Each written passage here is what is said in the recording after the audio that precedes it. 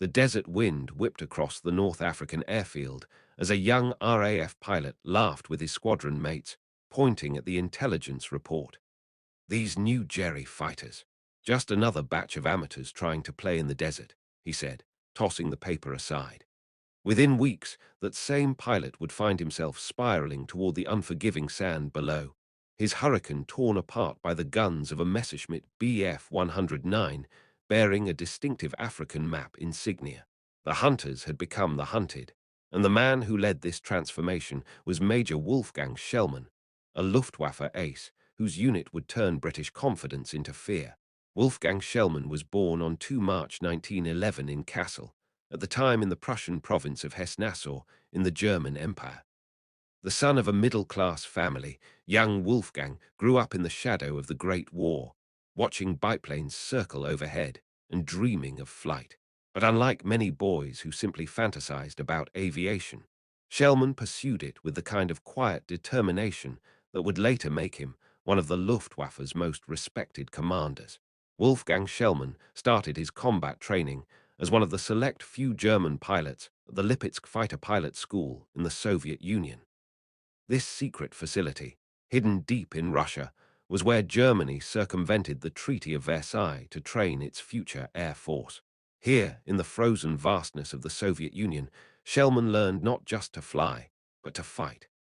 The irony wasn't lost on anyone German pilots training in Russia, using Russian facilities, learning tactics they would one day use against their hosts. The training at Lipetsk was brutal. Pilots flew outdated aircraft in harsh conditions, but they learned the fundamentals that would serve them in the wars to come. Formation flying, gunnery, tactical maneuvering, all drilled into them day after day. Schellmann excelled, showing not just skill in the air, but an understanding of tactics that impressed his instructors. He wasn't the flashiest pilot, but he was consistent, methodical, and deadly accurate. After his return, and upon the official announcement of the new Luftwaffe, he was given command of the new 2JG 135 Squadron in March 1935. 2 years later, on 19 December 1937, Oberleutnant Schellmann took over command of the 1st Staffel of Jagdgruppe 88 in the Condor Legion, fighting in the Spanish Civil War. Spain became Germany's testing ground, and Schellmann found himself in the crucible of modern aerial warfare. The Spanish Civil War was where theory met reality. Flying Heinkel He-51 biplanes, and later the revolutionary Messerschmitt Bf 109, German pilots faced Soviet-supplied Republican fighters in deadly duels over the Spanish countryside. Over the next year, he became one of the leading aces in the theater with 12 victories, second only to Werner Mölders. 12 victories, each one representing a life-or-death encounter in the skies over Spain. Upon his return to Germany, he was awarded the Spanish Cross with swords and diamonds, Spanienkreuz in gold mit Schwertern und Brillanten, and promoted to Hauptmann, captain. But medals and promotions meant little to Schellmann compared to the lessons learned. He had seen how modern fighters could dominate the battlefield, how speed and firepower could overcome numbers, how the right tactics could turn a handful of planes into a decisive force. The years between Spain and the Second World War were spent preparing. He then served on the Stab, headquarters flight, of the newly formed IV Gruppe of the Jagdschwader 132, gaining command experience. Over the next year, it was renamed IJG 331, then finally IJG 77. These constant reorganizations were typical of the rapidly expanding Luftwaffe, but they gave Schellmann invaluable experience in building units from scratch. When war came in September 1939, Schellmann was ready. At the outbreak of war in September 1939, he led this unit in the invasion of Poland, then afterward took up an administrative post for a short term in the headquarters of Luftflotte II. Poland fell quickly, the Luftwaffe's modern tactics overwhelming the brave but outdated Polish air force. But it was in France where Schellmann would truly make his mark. Based on the order issued on 11 October, Schellmann was appointed Gruppenkommandeur, Group Commander of II. Gruppe of JG2 on 15 December. The Gruppe was officially declared operational on 15 January 1940. JG-2 Richthofen, named after the legendary Red Baron, was one of the Luftwaffe's elite units. To command a grupp within it was both an honor and a massive responsibility. There, aye. Grupp fought against the Royal Air Force, RAF, Advanced Air Striking Force. Ars von Schellmann was credited with the destruction of a Hawker Hurricane fighter on 15 May. The Battle of France saw the first major clashes between the Luftwaffe and the RAF, and Schellmann's unit was in the thick of it. British Hurricane pilots, confident in their machines and their training, found themselves facing an enemy that fought with a coordination and ferocity they hadn't expected. Day after day, Schellmann led his men into combat. He wasn't the type of commander who sat back and let others do the fighting. That day, Schellmann claimed his last aerial victory of the campaign when he shot down an ALA Morane-Saulnier MS.406 fighter near Campigny. 7 victories in the French campaign, not spectacular by ace standards, but Schellmann was focused on something more important than personal scores. He was building a unit. The Battle of Britain changed everything. Flying with the Jeschwedestab on 25 and 27 August, Schellmann claimed a Spitfire shot down near Warmwell and another Spitfire near Wareham. On 31 August, he shot down a Hurricane near Eastchurch, also flying the Jeschwedestab. The RAF was no longer fighting over foreign soil. They were defending their homeland, and they fought with a desperation that surprised the Luftwaffe. In late August, it was becoming apparent to the Oberkommando der Wehrmacht, German High Command, that the Battle of Britain was not going as planned. The frustrated Commander-in-Chief of the Luftwaffe, Hermann Goering, relieved several Jeschwede-Commodore of their commands and appointed younger, more aggressive men in their place. In consequence, on 2 September, Schellmann was given command of JG-2, thus succeeding Oberstleutnant Harry von Bülow-Bothkamp, who was transferred. This promotion was bittersweet. Schellmann was now commanding an entire fighter wing, but he was taking over during the Luftwaffe's first major setback. The easy victories of Poland and France were over. The RAF had proven a formidable opponent, and losses were mounting.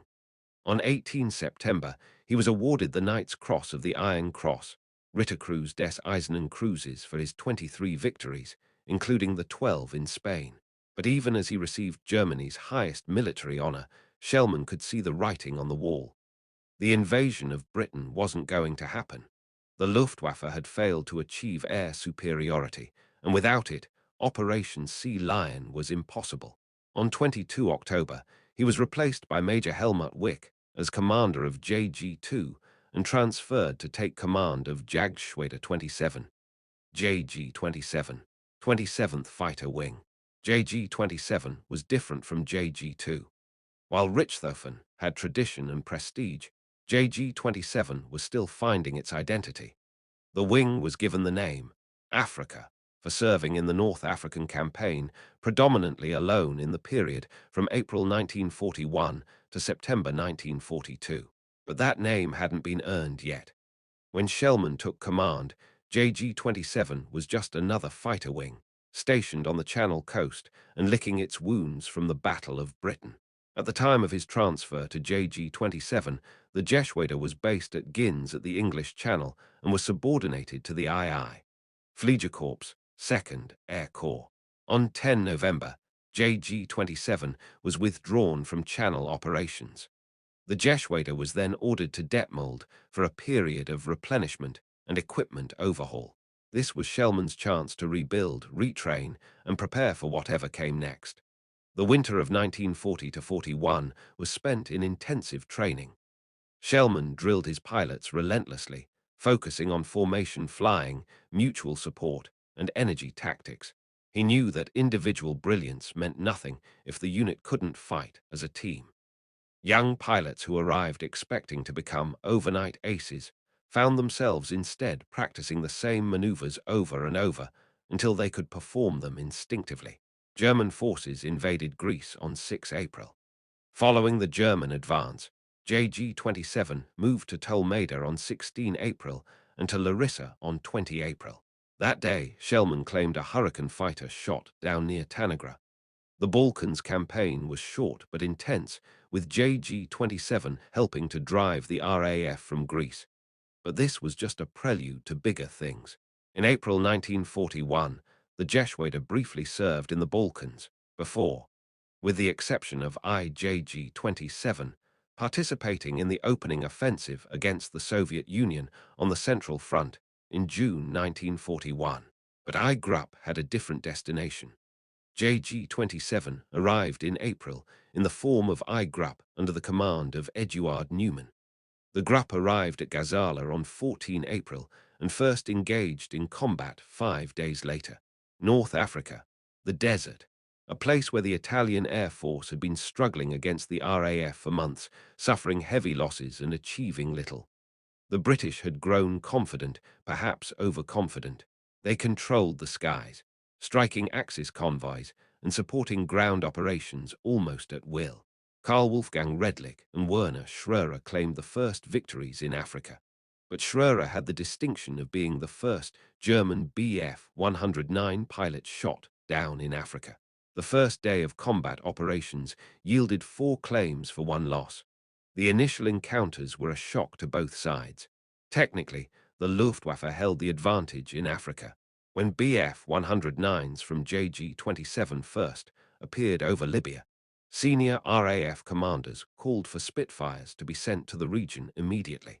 The Bf-109E proved to be all the Hurricane could handle, but the appearance of the Bf-109F made the requests more urgent for this type, exposed the inferiority of the Hurricane's general performance. The Hurricane, which had performed so well in the Battle of Britain, was suddenly outclassed. The Messerschmitt Bf-109F could outclimb it, outdive it, and outrun it. In the hands of experienced pilots like those Schellmann had trained, it was a deadly weapon. The RAF pilots, used to easy victories over Italian fighters, found themselves on the defensive for the first time. Eduard Neumann, commanding IJG-27 in Africa, would later describe those early weeks. The British didn't take us seriously at first. They would attack in loose formations, counting on individual skill. We taught them that disciplined tactics beat heroics every time. Under Schellmann's overall command and Neumann's field leadership, JG-27 began to rack up victories. From 21 to 21 April, the Desert Air Force had the best of fighting. The bombers assisted in breaking up several of Rommel's early tank attacks. The situation rapidly deteriorated for the RAF in mid-April. What had started as British confidence quickly turned to concern. These weren't the Italians they were used to fighting. These Germans flew with precision, attacked with coordination, and seemed to be everywhere at once. Meanwhile, Schellmann was preparing the rest of JG-27 for their next challenge. At the start of the invasion, JG-27 was subordinated to VIII, Fliegerkorps 8th Air Corps, and was deployed in the northern sector of Army Group Center.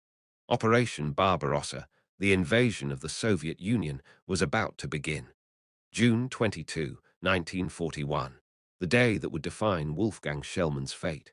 On the first day of action, Major Wolfgang Schellmann bilaid out over Soviet territory when he collided with a I-153 Chaker fighter flown by a LT. Kuzmin. The accounts vary on exactly what happened. Schellmann shot down a I-16 fighter and then collided with the I-16 near Grodno in his Messerschmitt Bf-109E7, work number 4189, factory number. What we know is this. Schellmann had just claimed his 25th aerial victory, an I-16 fighter over Grodno. Then, either through collision or deliberate ramming, a tactic Soviet pilots called Taran, his Messerschmitt was struck by Lieutenant Kuzmin's fighter. Kuzmin was killed in the collision, but Schellmann managed to bail out, but failed to make his way back to German lines and was captured and later executed by NKVD troops. He was the only JG-27 commanding officer killed in action. On the very first day of the campaign, JG-27 had lost its leader. The man who had shaped them, trained them, and led them through France, Britain, and the Balkans was gone. Wolfgang Schellmann scored 25 victories in 150 missions, including 12 over Spain, and was posthumously promoted to Oberstleutnant, Lieutenant Colonel. Back in North Africa, IJG-27 continued to fight, unaware that their Jesuiter Commodore was dead. In early June, pilots were pressing for the arrival of the BF-109F.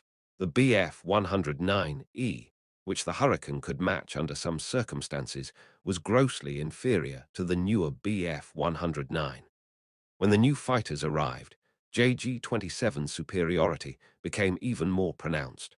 On the eve of Battle Axe, the Luftwaffe could muster 7 JG-26, IJG-27, several Staffeln from LG-1, 2 Gruppen of Ju-87s from St. G-1, St. G-3. At the beginning of the battle, another well-known and long-serving pilot began to achieve success, Ludwig Franziskit, future Jesuiter Commodore. 24 British aircraft were shot down and 3 badly damaged in the brief fighting. JG-27 lost 2 pilots killed. The 17 June was particularly successful. 8 Hurricanes were shot down. Operation Battle Axe, the British attempt to relieve Tobruk, turned into a disaster partly because of JG-27's air superiority. RAF pilots found themselves constantly on the defensive, unable to support ground forces effectively. The psychological impact was enormous. British soldiers, used to friendly aircraft overhead, now scanned the skies nervously for the distinctive silhouette of the BF-109. On 14 June, Obelt, Gerhard Homuth, Staffel-Captain of 3JG-27, had become the first pilot in North Africa to be awarded the Ritterkreuz. At this time, he had 22 aerial victories. Maury Knight's crosses would follow, as JG-27 pilots racked up victory after victory. By September 1941, the transformation was complete. In September, the group was joined by HPT Wolfgang Lippert's IIJG-27, which had achieved 43 victories in a 3-week stint on the Eastern Front. Now at full strength, JG-27 dominated the skies over North Africa. The unit that RAF pilots had once mocked as just another batch of amateurs had become their worst nightmare. JG-27 fought virtually daily battles with the RAF, RAAF, and South African Air Force Commonwealth forces for control of the skies until September 1941. Day after day, Hurricanes and Tomahawks fell to the guns of JG-27's Messerschmitts. The Desert Air Force was forced to change tactics, fly more defensively, and increasingly avoid combat unless they had numerical superiority. On 19 April, IJG-27 claimed its first 4 victories in air combat. One by Oberleutnant Karl Wolfgang Redlich, Staffel-Kapitän of 1. Staffel provided IJG-27 with its 100th victory of the war. II. Grupp was now equipped with the BF-109 F2/Trop. The arrival of II. Grupp permitted IJG-27 to rotate back to Germany, one Staffel at a time, to exchange its war-weary Emils, BF-109Es, for brand new Friedrich 109Fs. The arrival of the BF-109F Friedrich in numbers marked another turning point. This aircraft was superior to anything the RAF had in Africa at the time, faster, more maneuverable, and with better high-altitude performance than the Hurricane. It gave JG-27's pilots a decisive technical edge to match their tactical superiority. Under the astute command of Hauptmann Edu Neumann, one of the Luftwaffe's most capable field commanders, Grupp would quickly improve its performance. Neumann, who had learned well under Schellmann, continued his commander's emphasis on teamwork and tactical discipline. He also understood the importance of adaptation. Desert fighting was different from European combat, and JG-27 learned to use the unique conditions to their advantage. The statistics tell the story of JG-27's dominance. IJG-27 claimed 588 aircraft shot down in the period of April 1941, November 1942. Nearly 600 Allied aircraft claimed destroyed by just one Grupp, a devastating toll that helped secure German control of the skies during Rommel's advances. But numbers don't capture the human cost or the psychological impact. RAF pilots who had flown with confidence now approached each mission with dread. Ground crews watched anxiously as their squadrons returned, counting the gaps in the formations. The Messerschmitts, with their African insignia, had become symbols of death in the desert sky. Fighter Command began to send Spitfire squadrons to Malta in March, then to Africa in mid-1942. When Spitfires finally arrived in numbers, the balance began to shift, but for over a year, JG-27 had ruled supreme. They had proven that one well-trained, well-led unit could indeed change the course of an air war. The irony of Wolfgang Schellmann's story is striking. The man who had built JG-27 into a formidable fighting force never saw its greatest triumphs in Africa. He died on the first day of Barbarossa, brought down not in a fair fight, but by a desperate ramming attack. He attempted to make his way back to German lines, was captured and later killed by NKVD troops. He was credited with molding the careers of many outstanding pilots, the best known being the young Hauptmann Marseille. Hans Joachim Marseille, the star of Africa, would go on to score 158 victories, most of them while flying with JG-27. But it was Schellmann who had laid the foundation, who had created the culture of excellence that allowed such aces to flourish. The legacy of Wolfgang Schellmann and JG-27 extends beyond victory tallies. They demonstrated the importance of leadership, training, and tactical innovation in aerial warfare. They showed how a smaller force, properly employed, could defeat a larger one. And they proved that in war, overconfidence and complacency are often fatal mistakes. In the space of 3 weeks, Jagdschwader 27 was rocked by the deaths of 3 top aces. Loot, Günther Steinhorsen, 40 kills, in air combat with Hurricanes of No. 127 Squadron RAF, followed 24 hours later by Loot. Hans-Arnold Stahlschmidt, 59 kills, in air combat with a Spitfire from No. 601 Squadron RAF, and on 30 September 1942 HPT. Hans Joachim Marseille, the star of Africa, 158 kills, was killed in an aircraft accident. These losses mark the beginning of the end for JG-27's dominance. The arrival of Spitfires, the growing experience of Allied pilots, and the overall strategic situation all turned against the Germans. By November, the intensity of operations was such that JG-27 often had fewer than a dozen fighters serviceable. Understandably, high combat fatigue and low morale meant the stab, and III. Gruppen of JG-27 were withdrawn to Sicily in October to operate over Malta.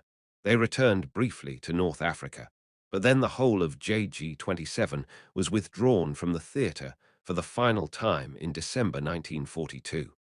The Desert War continued without them, but JG-27 had left an indelible mark. They had shown what was possible when skill met opportunity, when training met technology, when leadership met courage.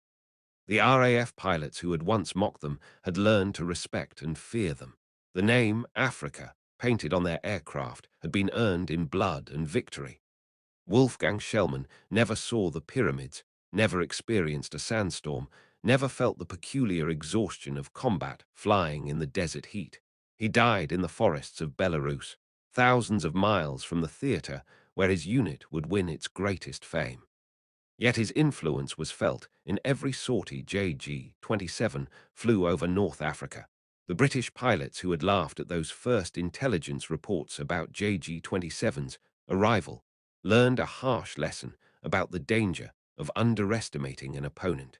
They learned that numbers don't always determine outcomes, that technology matters but tactics matter more, and that good leadership can transform an ordinary unit into an extraordinary one. Today, military historians study the North African Air War as a classic example of how air superiority can be achieved and maintained.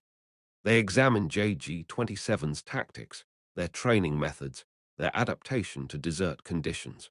But at its heart, the story of JG-27 in Africa is the story of Wolfgang Schellmann's legacy, a commander who built a unit so well that it continued to excel even after his death. The emotional twist in Schellmann's story isn't just his early death, it's the fact that he created something that outlived him. While he died believing he was heading to fight in Russia, The unit he had shaped was about to embark on its most successful campaign. Every victory JG-27 scored in Africa, every Allied pilot who fell to their guns, every mission that succeeded because of their air superiority, all of it traced back to the foundation Schellmann had laid. In war, we often focus on the aces, the individuals who shot down the most enemies. But Schellmann's story reminds us that sometimes the greatest warriors are those who build the weapons, who forge the units, who create the conditions for victory.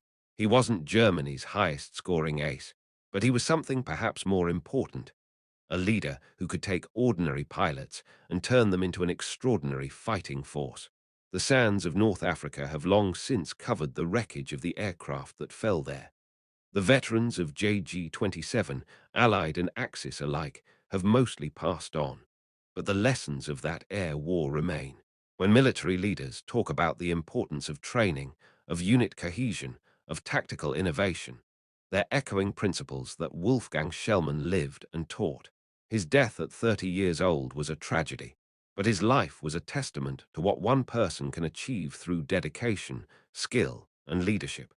He took a unit that RAF pilots mocked and turned it into one they feared. He proved that in aerial combat, as in so much of warfare, the quality of the sword matters less than the skill of the hand that wields it. The final irony is that Schellmann, who spent so much time preparing others for combat, met his end not in a fair fight, but through a desperate ramming attack. According to Trigg, Schellmann was rammed by Polikarpov I-153, piloted by Lieutenant Kuzmin. Perhaps there's a lesson there too, that in war, death can come from any direction, at any moment, no matter how skilled or prepared you are. But if Wolfgang Schellmann could speak to us from beyond that fatal day in June 1941, he might say that death in combat was always a possibility he accepted. What mattered was what you built while you lived, what legacy you left behind. And his legacy was JG-27, Africa, a unit that went from being mocked by the RAF to becoming one of the most successful fighter wings in the history of aerial warfare. The desert sun still rises over North Africa, just as it did when Messerschmitts and Hurricanes dueled in the sky above. The sand has covered the old airfields, and few physical traces remain of that aerial battlefield. But in military academies around the world, in the memories of aviation historians, in the lessons learned and applied in conflicts since, the ghost of Wolfgang Schellmann lives on. He was the man who built the unit the RAF mocked, until his Messerschmitts brought them down. And in doing so, he proved that in war, the last laugh often belongs not to those who boast the loudest, but to those who prepare the best. The British pilots who dismissed JG-27 as just another batch of amateurs learned that lesson the hard way, falling from the African sky one by one, victims of their own overconfidence and Wolfgang Schellmann's legacy. In the end, that's perhaps the most enduring lesson of this story.